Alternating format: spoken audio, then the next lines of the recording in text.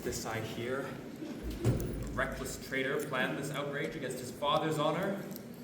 Oh, destiny, how relentlessly you pursue me. I know not where I am, or where I journey. Oh, tenderness. Oh, kindness so ill repaid.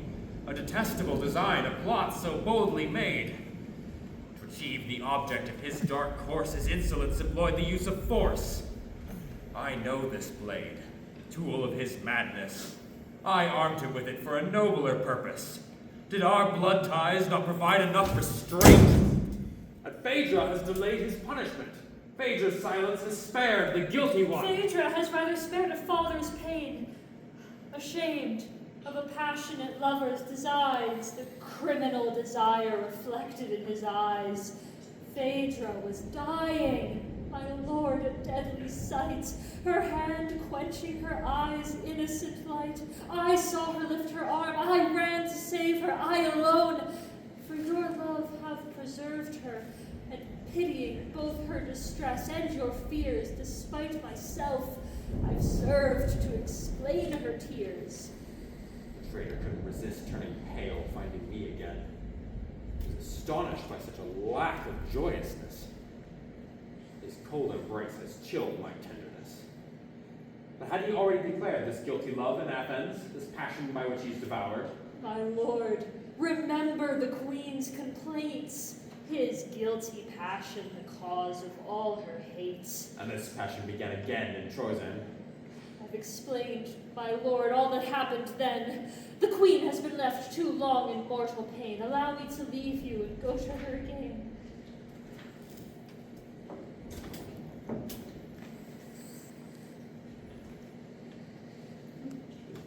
Ah, he is there. High gods, tell me whose seeing wouldn't be misled like mine, my noble bearing. How can the brow of this profane adulterer shine out with virtue's sacred character? Should we not be able to recognize the heart of a treacherous mortal by sure signs? May I ask you, my lord, what gloomy cloud allows itself to trouble your noble brow? Will you dare to confide this secret to me? Traitor, do you dare to show yourself before me? Monster whom the thunderbolt too long has spared? Foul leavings of those thieves I swept from the earth? After the transports of horror-filled passion led you as far as your father's bed, you dare to show your hostile face to me? You come to this place full of your infamy rather than finding under some unknown sky a country where my name never met the eye. Traitor, flee! Do not come here to brave my pain, tempting in anger I can barely contain. Enough eternal disgrace has been heaped upon me in having brought to light a son so guilty. Without his death, a shameful future memory arriving to stain my noble labor's glory. Flee! If you do not wish my swift punishment to add to the defilers who've known destruction by my hand. Take care that the star that lights us never sees you setting a reckless foot here, ever. Flee, I say! Set out without returning. Rid my lands of your dreadful being! And you, Neptune, you, if ever my courage cleansed your shores of those infamous murderers, remember that as a prize for all my labors, you promised to fulfill my future prayer. Through the long rigors of a cruel prison, I never called upon your immortal person, eager for the help I expect from your care. For this greater need, I retain my prayer. Today I beg you, avenge an unhappy father. I now abandon a traitor to your anger. Drown his outrageous desires in his own blood. Theseus, by your fury, measures his own good. Phaedra accuses Hippolyte of a guilty passion. Such excess of horror renders my spirit numb. So many unforeseen blows together rain on me, they stifle my words and rob me of my speech. Traitor, you believed that in cowardly silence Phaedra would bury all your brutish insolence. You should have never dropped your sword as you fled. Left in her hands condemns you instead. Or rather, in order to complete your treachery, you should have robbed her of life and speech. Rightly indignant at such a dark deceit, my lord, I should allow the truth to speak, but I'll suppress a secret that touches you. Respect closes my lips, which you should approve.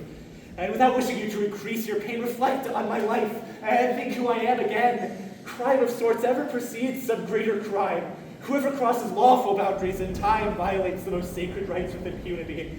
As well as virtue, crime too has its degrees, and no one has ever seen shy innocence suddenly transform itself to extreme license. A single day can make a man who's virtuous a treacherous assassin, cowardly, incestuous. Nurtured in the womb of a chaste heroine, I've never betrayed my blood and my origin. Pythias accounted wise amongst all men, deigned to instruct me, and I left her hands. I do not seek to present myself to advantage, but if any virtue fell to my share my parentage, my lord, I've shown hatred above all, for I believe the errors that dared to impute to me. Throughout Greece they know this of Hippolyte, and I've carried virtue to the point of rudeness. They know the inflexible rigor of my sadness. The daylight is not so pure as my heart's depths, and yet they say Hippolyte, drunk with base desire. Yes! You are condemned for that same cowardly pride. I can see the shameful reason for your coldness. Phaedra alone bewitched your lustful senses, and your soul, for every other object, indifferent, disdained to burn with any flame so innocent. No, father. This heart, a truth too great to hide, has never disdained to burn with chaste desire. At your feet, I'll confess my true offense. I love, it's true, in your defiance. Aricia holds my wishes slaves to her law. Your son has indeed been conquered by Pallas's daughter. I adore her, and my soul, rebelling at your order, can only breathe, be inspired by her. You love her? No. This is a crude deception. You pretend that this crime is a justification. My lord, for 6 months I've shunned and loved her. Trembling to speak to you myself, I came here. And what, can nothing disabuse you of your error? What fearful vow and reassurance must I swear? And by heaven and earth and all that nature Rogues sees. always have recourse to perjury. Cease. Spare me idle discourse. If your false virtue has no better recourse. It seems false to you and full of artifice. Phaedra in her heart's depths grants me your justice. Ah, how your impudence excites my wrath! What place is set for my exile? What duration? If you were beyond the pillars of Hercules, I'd still think one traitor far too near to me. Charged with the dreadful crime which you suspect, one friend will pity one whom you reject. Go out and seek those friends whose fatal respect honors adultery and praises incest. Friends without law, honor, gratitude, worthy to shelter criminals like you. You always speak of incest and adultery. I'll be silent, but Phaedra's of a dynasty. Phaedra has a mother, my lord. You know that her line is more replete with these horrors than is mine. What? Your madness with me loses all sense. For the last time, take yourself from my presence. Do not wait for a father's anger to see you taken in disgrace from these shores. Wretch! You're rushing now to certain death. Neptune has sworn it to me by Stygian depths, dreadful even to the gods, who will not fail. An avenging god pursues you. You will not escape. I have loved you. So despite your offense, I am troubled for you in advance. But you have forced me to condemn you. Was ever a father so outraged? Can it be true? Just gods, who see the grief that overwhelms me. How could I engender a child so guilty? My lord, I come to you filled with righteous fear. Your formidable voice echoed in my ear. I fear lest hasty action followed your threat. Spare your son, if sufficient time is left. Save me the pain of hearing him cry to you. Respect your ancestry, I dare to beg you. Don't prepare the eternal sadness for me of blood being shed by a father's enmity. No, my lady, my hand is not stained with blood. But the wretch has not escaped me yet. The mortal hand is charged with his end. Neptune has sworn it to me. You will be avenged. Neptune knows it. You how? Your angry prayers. What, that they'll not be heard, is that your fear? Rather join your lawful prayers with mine. In all its darkness, recount to me his crime. His madness adds to his insults against you yet. He said that your mouth is full of wickedness. He maintains that Aricia has his heart in truth, that he loves. How? My lord! Set to my face. But I'm wise enough to reject an idle trick. Let's put our hope in Neptune for any justice. I'll even go to the foot of the altar myself to urge that his divine promise be fulfilled.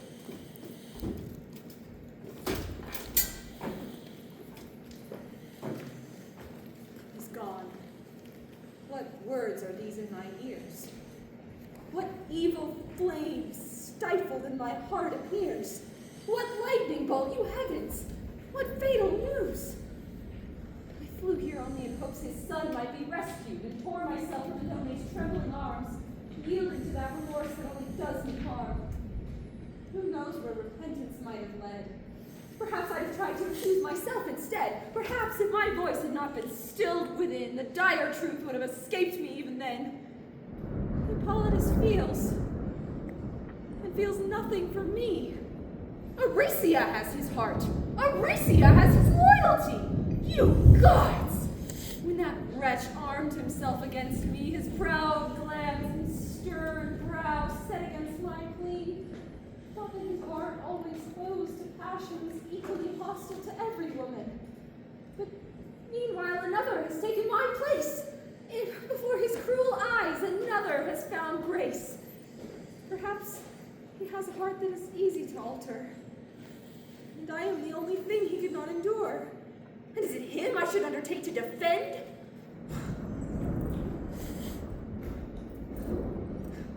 Dear Oenone, do you know what I have learned? No, but not to deceive you, I'm trembling here. I grew pale at the cause that made you appear. I fear a passion in you that may prove fatal. Oenone, who will believe it? I have a rival. What? Hippolytus loves. I cannot doubt it's true. That shy, untamable enemy, one who seemed offended by respect, annoyed by tears. That tiger I could not approach without fear.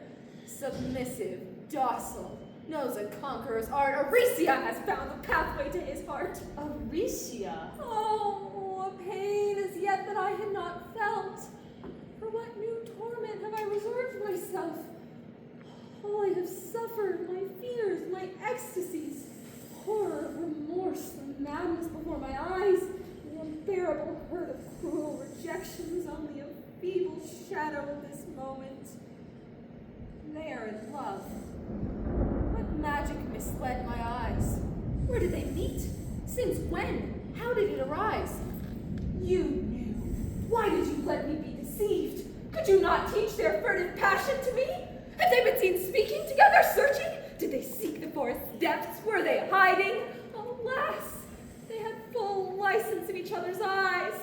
Heaven approved the innocence of their sighs. And I, sad, rejected by nature outright, I hid from the day, I fled from the light. Death was the only god I dared call on. I waited for the moment of extinction, feeding myself on venom, quenched with tears, too closely watched in my suffering to dare to allow myself to drown with weeping, tasting that deadly pleasure with trembling, disguising my own pain behind a calm brow. Often my own tears I refuse to allow. But what will the fruit be of their hopeless love? They will never meet again. They will always love. Ah, deadly thought! As I speak, at this moment here, they brave the fury of a maddened lover. Despite the same exile that will separate them, they swear 1,000 times that nothing will part them. No! I cannot endure a happiness that galls me, Oenone. In this jealous rage, take pity on me. Aricia must perish. We must rouse the enmity of my husband against that odious dynasty. No light punishment should be the sister's. Her crime exceeds that of all her brothers. I'll implore him now, my jealous rage. What am I doing? How is my reason strayed? I'm jealous? And Theseus is to be implored? My husband lives, and yet I burn the more. For whom? Whose is the heart that claims my prayers? Every word lifts the horrid tracks of my hair. Now my crimes have overflowed the measure. I breathe incest and deceit.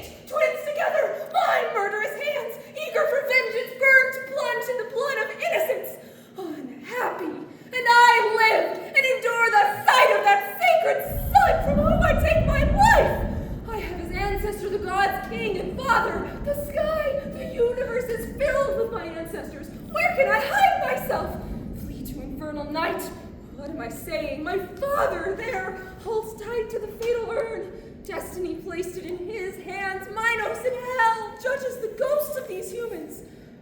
Oh, how his shade will tremble horrified when he sees his daughter present before his eyes, forced to confess to so many diverse sins, crimes perhaps unknown even in those realms. What will you say, Father, to that dreadful sight? I see the dread urn drop from your hands outright. I see you searching for some new punishment, doomed yourself to be your own child's torment. Forgive me! A cruel God destroys your race. See her vengeance in your daughter's face. Alas, my sad heart failed to gather the fruit of my dreadful crime, and shame is in pursuit. Hounded by misery to my dying breath, I lay down a painful life in tormented death. Oh, my lady, reject this ill-founded terror. View it with another eye as pardonable error. You love. We cannot overcome destiny. You were led on by some deadly sorcery. Is that a happening unknown among us? Is it only over you that love has triumphed? Such things among us are only too natural, I fear. Mortal, submit to the fate of all things mortal. You complain of a yoke imposed long ago. Even the gods of Olympus, those gods we know who frighten criminals with thunderous action, have sometimes burned with illicit passion.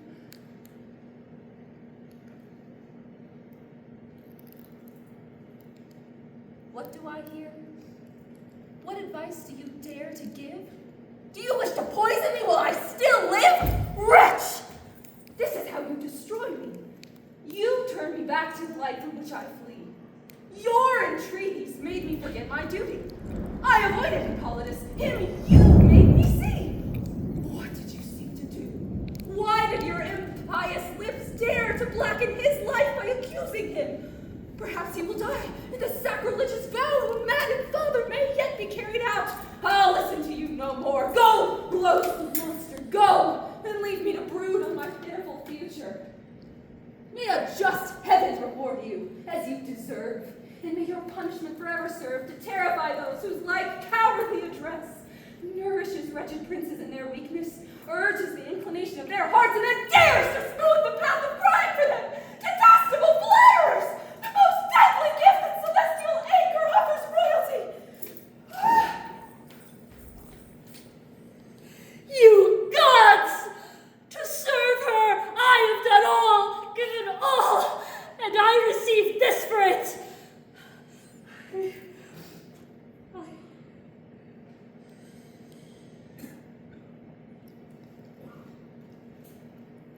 I've earned this reward.